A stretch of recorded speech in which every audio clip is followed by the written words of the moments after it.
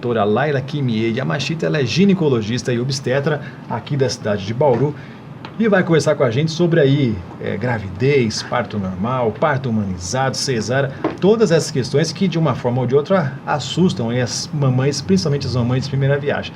Bom dia, doutora Laila, muito obrigado por sua presença aqui nos estúdios da Top FM. Bom dia, também gostaria de agradecer a oportunidade.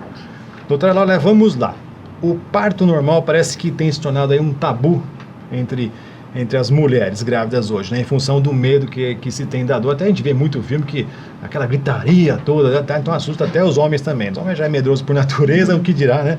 As mulheres mais corajosas. Mas não é assim, não precisa ser assim, né? Quais são os benefícios do parto normal? Então, o tabu é um assunto pelo qual as pessoas evitam falar por temor, vergonha, desconhecimento. Na verdade, hoje, cada vez mais a gente está falando sobre o parto normal, o parto humanizado, justamente para desmistificar, né, esse assunto. Então, a mulher desiste do parto normal por 3 motivos.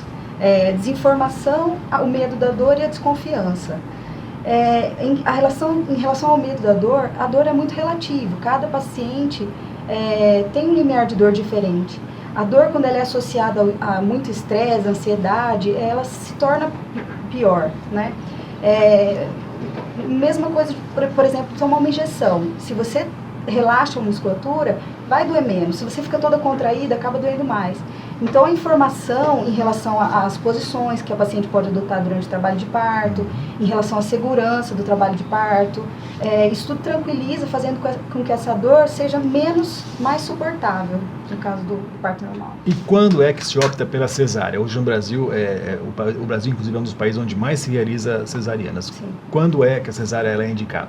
Então, existem poucas indicações absolutas de cesárea. Algumas delas são, por exemplo, a placenta prévia, quando a placenta está inteira, centro total, inteira, inserida no colo do útero, isso obstrui a saída do bebê. O descolamento prematuro de placenta, que é uma doença grave, que tem que ser feita uma cesárea de urgência. A infecção por HIV, para não ter a passagem, né, para o bebê. E a infecção por HPV quando a paciente possui condiloma, que é aquela famosa couve-flor, que obstrui o canal de parto. Essas são as indicações absolutas, as outras são relativas. Bom, na possibilidade da mulher grávida desejar o parto normal, a informação acaba sendo aí o grande segredo, né? Quer dizer, com detalhes, com saber como é que os meses subsequentes, a evolução do quadro, né? E da mulher, e da saúde da mulher, até para desmistificar alguns erros. Então, informação é o grande segredo para as mamães que querem ter aí o parto normal. Sim, a informação ela tranquiliza, ela acaba trazendo tranquilidade para o trabalho de parto.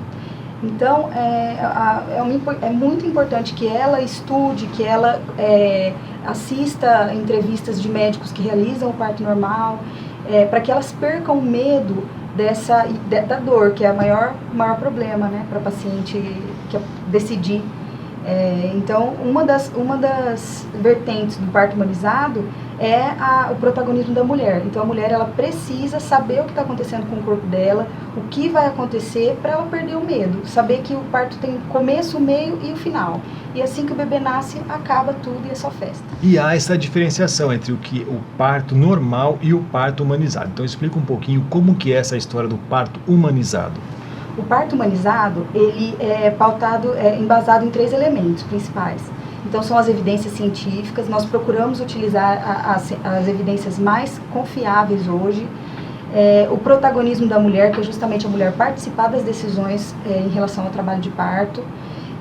E a equipe multidisciplinar, que é uma equipe preparada para atender esse parto humanizado, para dar suporte tanto físico, psicológico para a paciente durante todo o trabalho de parto e parto. Então, essas 3 coisas que pautam o parto humanizado.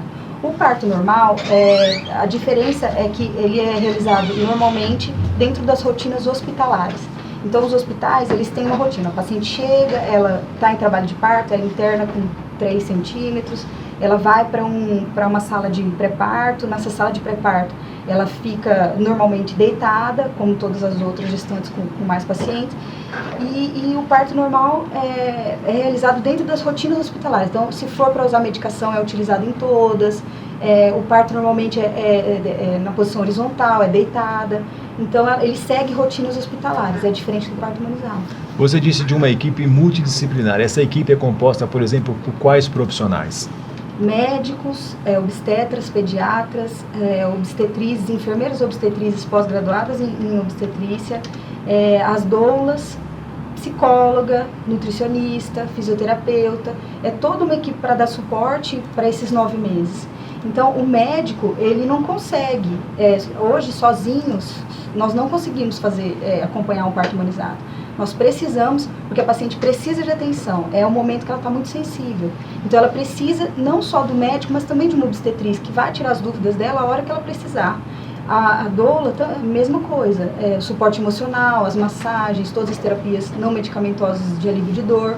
Então, essa equipe multidisciplinar é essencial.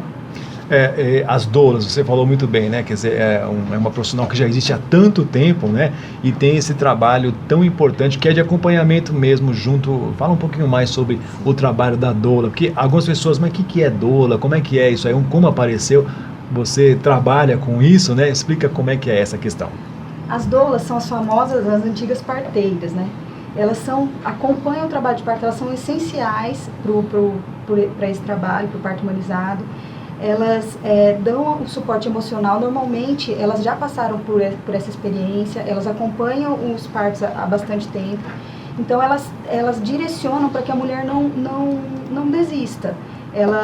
A paciente está sentindo uma dor e ela precisa de um suporte para saber até que horas que ela vai sentir. E muitas vezes o marido não é o mais indicado para isso, né? Que é um medroso, né? Nós tentamos, o marido é importante, ele participa também, nós tentamos ao máximo conscientizar esse marido para que ele também ajude, porque esse suporte de uma pessoa de confiança, né, o pai da criança ali, a responsabilidade dele em relação àquele nascimento, nós preconizamos que ele participe, mas nem sempre ele sabe, tem a sensibilidade, saber onde botar a mão aquela hora, coisa que uma doula, uma mulher, às vezes, tem uma sensibilidade um pouco maior. E é por isso também que é importante a participação do pai nesse processo, né, juntamente sabendo com a mulher a informação, até para ele saber o que fazer na hora H, não desmaiar lá, cair ou ficar chorando pelos cantos da casa, né, dar o suporte emocional para a esposa. Sim, não desesperar, né, que acaba atrapalhando o trabalho de parto. O pai, ele tem que estar preparado, porque a mãe não consegue assumir a responsabilidade toda sobre aquele procedimento, é muita pressão, né? O pai, ele acaba ajudando para que a paciente fique mais relaxada, então ela está tendo o apoio do marido e é uma decisão dos dois, então assim, o marido é essencial. Bom, como é que as grávidas podem se preparar antes do nascimento dos seus filhos, né? É recomendado atividades físicas, que alimentos são mais indicados para ingerir, quais são os principais cuidados que as futuras mamães devem ter? Nas primeiras 12 semanas, é importante ter um cuidado maior em relação ao exercício físico, não abusar muito. Então, a mãe que é atleta, por exemplo, ela pode fazer uma atividade física, mas nada muito intenso. E as pacientes que não praticam exercício físico, as sedentárias, é melhor evitar, até as 12. Depois das 12 semanas, do terceiro mês, já é indicado para todas as mamães, no mínimo, 30 minutos de exercícios físicos diários. Então, pode ser uma caminhada. No final da gravidez, no terceiro trimestre, os exercícios ideais são a hidroginástica e o pilates. São exercícios um pouco mais conscientes que evitam a queda, né, traumas. Então, é indicado sim para o preparo, tanto para cesárea quanto para parto normal. O parto normal requer um preparo maior, certo, porque a paciente acaba tendo dores musculares depois, enfim. Então, quanto melhor o preparo da paciente, menos dor ela acaba sentindo depois e durante o trabalho de parto. Tá certo. Eu já ouvi algumas palestras e você falando que toda mulher ela é geneticamente preparada para ter o parto normal. Na verdade, você é uma grande defensora do parto normal, do parto humanizado, quer dizer, então assim, esse medo precisa sair mesmo da cabeça das mulheres, que todas estão preparadas e aptas para o parto normal. Essa coisa, mas eu sou pequenininha, eu sou grande demais, enfim, isso não tem nada a ver, né? Sim, não existe, assim, isso é um grande mito. Nós fomos fisiologicamente preparadas para gerar, para segurar o bebê durante os 9 meses e para parir. As exceções, que são os casos que realmente necessitam de cesárea, que deveriam ser, né, realizados mesmo nesse caso, mas nós nascemos para isso. Nosso corpo é preparado para isso. Obviamente que depois do nascimento do bebê, as mamães também precisam ter aí alguns cuidados. Quais são os cuidados que as mães devem ter depois que têm os seus filhos? Nossa. é uma fase muito difícil.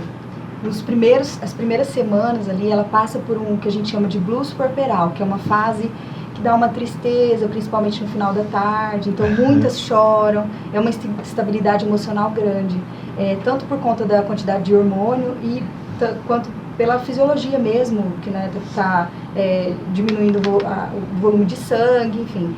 E elas passam por uma fase e tem que amamentar, que é uma coisa assim, extremamente difícil. Muitas sabem que não podem deixar, mas dói, então é aquele conflito o tempo inteiro, né? A mudança de vida. Então, o cuidado psicológico para identificar, por exemplo, uma depressão pós-parto, algum outro tipo de psicose é importante nessa fase. E o suporte, principalmente do marido. Do marido, eu ia perguntar isso. Nossa, o marido é essencial. Os maridos, por favor, não é só, façam a sua parte. Não é só sair depois, né, quando esquentar, eu me lembro, né, quando mais pai, né, dos meus filhos esquentava uma madeira de noite, aquela coisa, mas não é só isso, né? Não. O apoio psicológico é muito importante, estar junto com a mulher, mas estar junto de verdade, né? E assumir, e não achar que a mulher é que precisa, que tem a obrigação. Não, a obrigação é dele também. Ele precisa assumir a responsabilidade como pai. Tem muita mãe que tem medo de deixar com o pai. Ele não vai saber onde pôr a mão. Não pode ser assim. Não é de cristal, né, doutora Laila? Não é. Quebra, não é assim, né? Tão... Não. Ô, doutora Laila, em 2016, o vírus Zika surgiu aí com uma grande ameaça, né, às mulheres grávidas e o risco que os bebês nascessem com microcefalia. Depois estudos comprovaram que há uma certa relação com isso. Esse risco pode ocorrer de novo em 2017, né? A gente está vendo aí que as chuvas na cidade, na região, caíram, isso depois fica empoçado, aí tem um mosquito, aquele velho roteiro que nós conhecemos, né? Aqui em Bauru, inclusive, já demos aqui a notícia que pode acontecer uma epidemia de dengue de novo. As mamães devem ficar de novo preocupadas com essa questão, até porque não foi erradicado esse vírus, né? Nós temos que ficar preocupados, sim. Nós não, como é muito recente, a gente não tem tanta pesquisa para dimensionar como vai, né, se comportar, como vai ser o comportamento desse vírus esse ano. Certo. Mas a gente sabe que o risco de uma epidemia é grande. Nós sabemos que existe sim uma relação direta entre o Zika e a microcefalia e outras alterações neurológicas no bebê, que também não foram todas identificadas. Por enquanto que nós podemos, não dá para viver numa bolha, sim, né? É verdade. Por enquanto nós temos que usar o repelente, de preferência um repelente que tenha icaridina, que é a substância principal que evita o mosquito. Roupas, né? As roupas de manga comprida, mais claras. Olhar na vizinhança, se caso tiver o vizinho teve dengue, vai no quintal dele. A gente precisa identificar os focos e erradicar, que é o principal, o principal combate. Porque é grave, é uma doença que traz uma gravidade muito grande, então o cuidado é importantíssimo. Não, e é muito sério mesmo, né? A senhora bate sempre na tecla da informação, eu também, por ser jornalista, eu e o Daniel Martins aqui todo dia trazendo informação, né?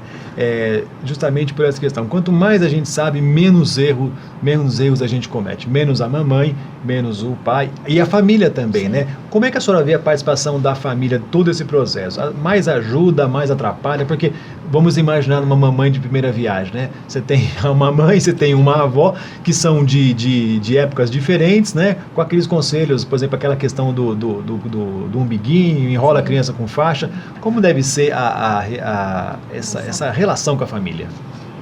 As avós, em relação ao parto normal, as avós ajudam muito, porque na maioria das vezes as avós tiveram parto normal, tiveram parto em casa, então elas não têm tanto medo quanto as mães. As mães, elas já vieram de uma geração que teve muita cesárea. Então, em relação ao parto, as mães às vezes atrapalham, né? No pós-parto, a família gosta muito de dar opinião. Você tem que amamentar assim, você tem que fazer daquele jeito. Isso gera uma insegurança na paciente desnecessária. Então, no pós-parto tem aquela famosa lua de leite, que é a época que a mãe precisa ficar sozinha, aprender a amamentar, o bebê precisa aprender a sugar direito. Então, assim, a família, nesse momento inicial, às vezes atrapalha. Então, uma pessoa um pouco mais... uma avó ou mesmo a mãe no pós-parto, uma mãe que já teve parto normal, vai ajudar, mas muita gente dando opinião acaba atrapalhando. Alguns mitos, assim, que até hoje são utilizados, enfaixar o umbigo. Pois é.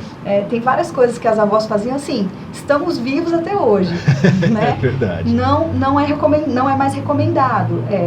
Mas tem questões, a chupeta, por exemplo. Há alguns anos atrás, proibiram chupeta, não Sim. podia. Depois acabou saindo um estudo que dizia que a chupeta protegia durante a noite e tal.